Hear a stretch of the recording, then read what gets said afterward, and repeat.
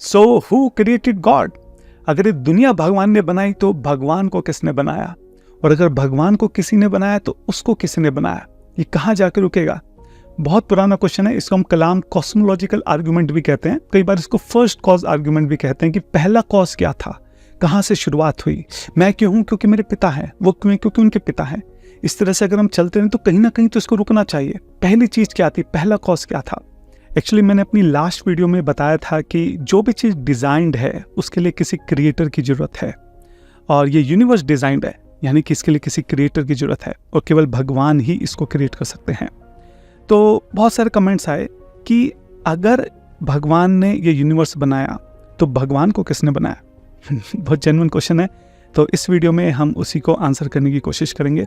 पिछली वीडियो का लिंक मैं यहाँ ऊपर प्रोवाइड कर दूंगा और नीचे फर्स्ट कमेंट और डिस्क्रिप्शन में भी डाल दूंगा, आप चाहें तो देख सकते हैं। तो चलिए शुरू करते हैं।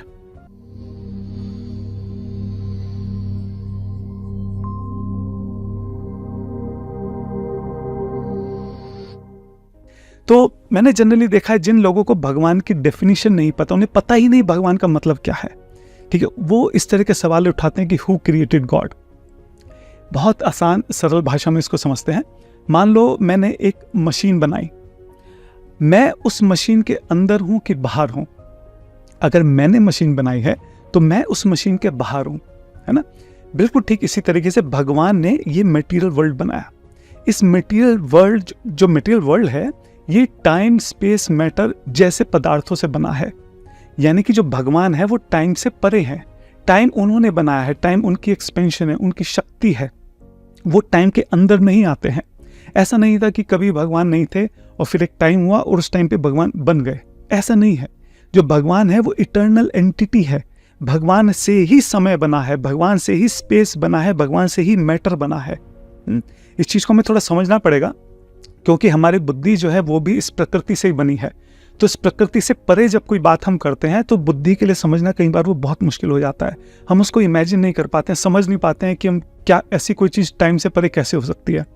वो इसलिए है क्योंकि हमारी बुद्धि भी इस प्रकृति से बनी हुई है, वो डिजाइंड ही नहीं है इस तरह की चीजों को समझने के लिए। इसलिए बहुत मुश्किल होता है कई बार इसको समझना।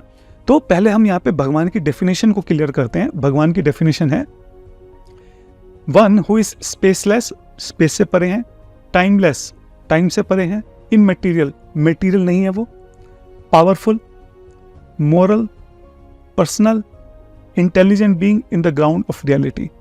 ये भगवान की डेफिनेशन है कि वो इन सब चीजों से परे हैं। ये सब चीजें उन्होंने बनाई है।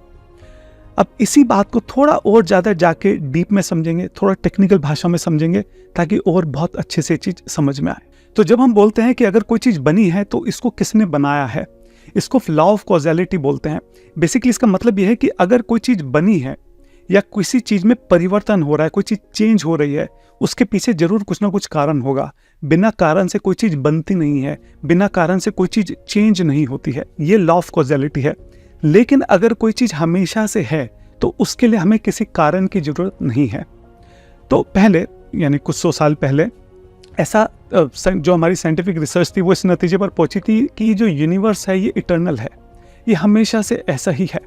अगर ये हमेशा से ऐसा है तो फिर हमें किसी कारण की जरूरत नहीं है इसको एक्सप्लेन करने के लिए, क्योंकि ये तो हमेशा से ही है। फिर धीरे धीरे साइंस आगे बढ़ी, फिर Einstein theory of general relativity जो है प्रपोज करी गई, आइंस्टाइन ने करी। तो वहां से ये चीज पहली बार समझ में आई कि यूनिवर्स जो है वो इटर्नल नहीं है। एक समय था जब ये यूनिवर्स बना था, और धीरे धीरे फिर और साइंटिफिक रिसर्च हुई, धीरे धीरे और ज़्यादा हमको एविडेंस ऐसे मिलते चले गए, जिससे बात धीरे धीरे कंफर्म होती चली गई कि सृष्टि जो है वो इटर्नल नहीं है। फॉर एग्जांपल, जैसे एक ये हमको पता लगा कि जो ये यूनिवर्स है इसमें यूजेबल एनर्जी जो है वो धीरे धीरे खत्म हो रही है। अगर खत्म हो रही है इसका मतलब कि एक टाइम पे स्टार्ट हुई होगी। अगर इटर्नल होती तो एनर्जी अब तक खत्म हो चुकी होती। इसी तरह से हमको ये पता चला कि जो यूनिवर्स है धीरे धीरे एक्सपेंड कर रहा है।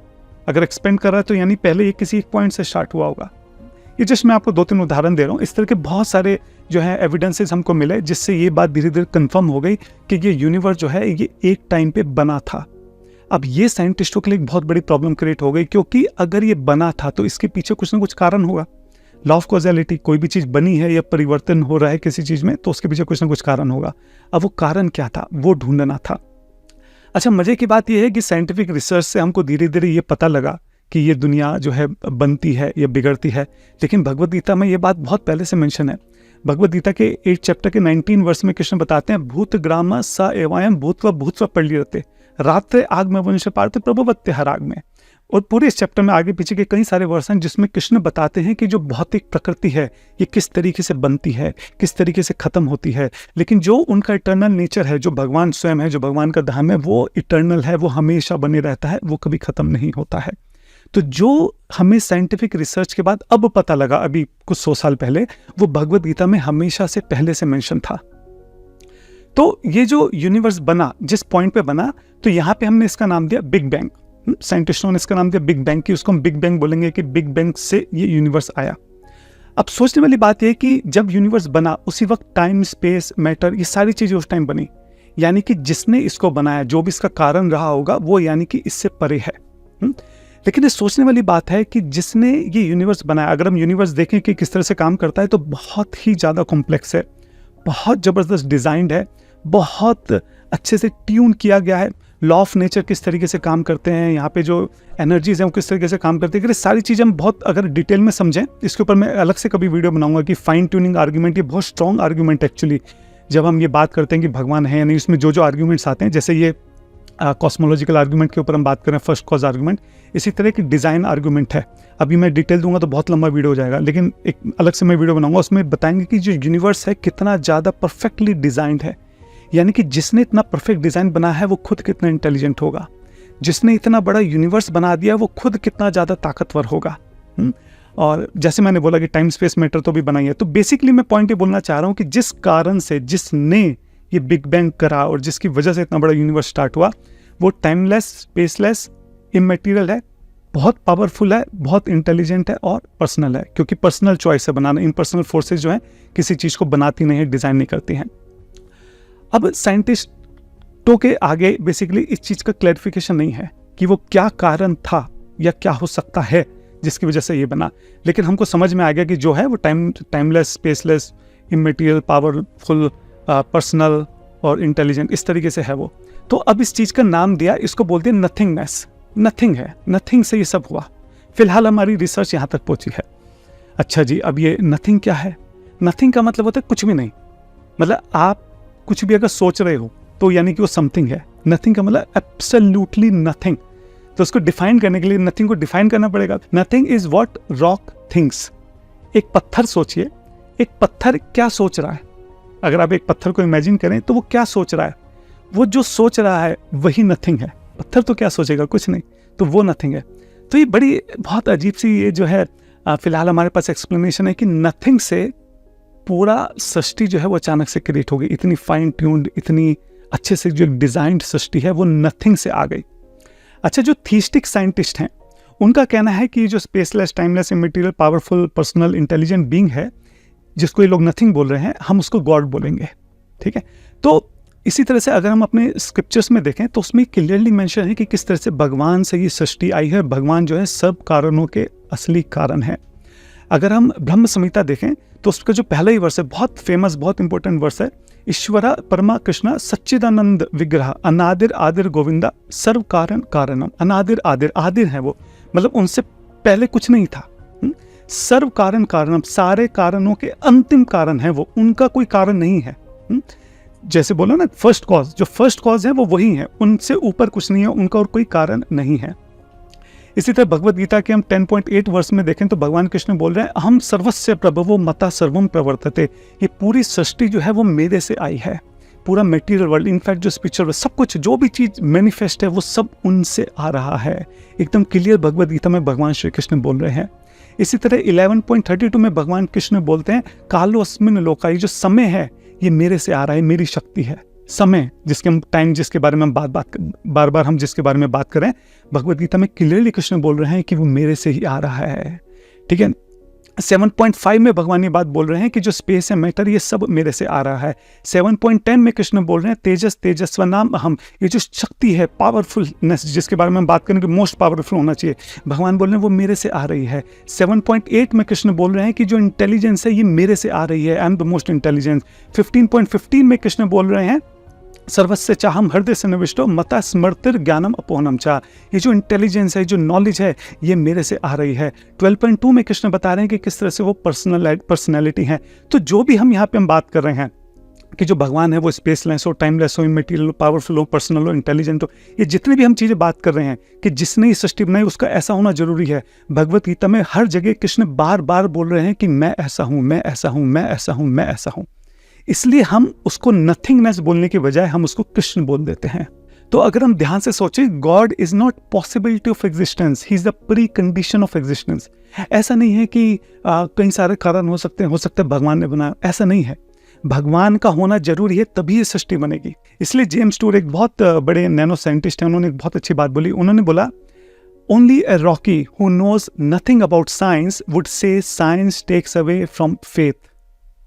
If you really study science it will bring you closer to God. तो बोल रहे हैं कि जिन्होंने साइंस वगैरह ज़्यादा पढ़ी नहीं होती, जिन्हें कुछ ज़्यादा पता नहीं होता, उनको ऐसा लगता है कि साइंस पढ़ने से तुम भगवान से दूर चले जाओगे। एक्चुअली में अगर तुमने साइंस पढ़ी है, तुम ध्यान से पढ़ोगे तो तुम्हें समझ में आ जाएगा कि साइंस एक्चुअली तुम्हें भगवान के करीब ही लेकर जा रही है।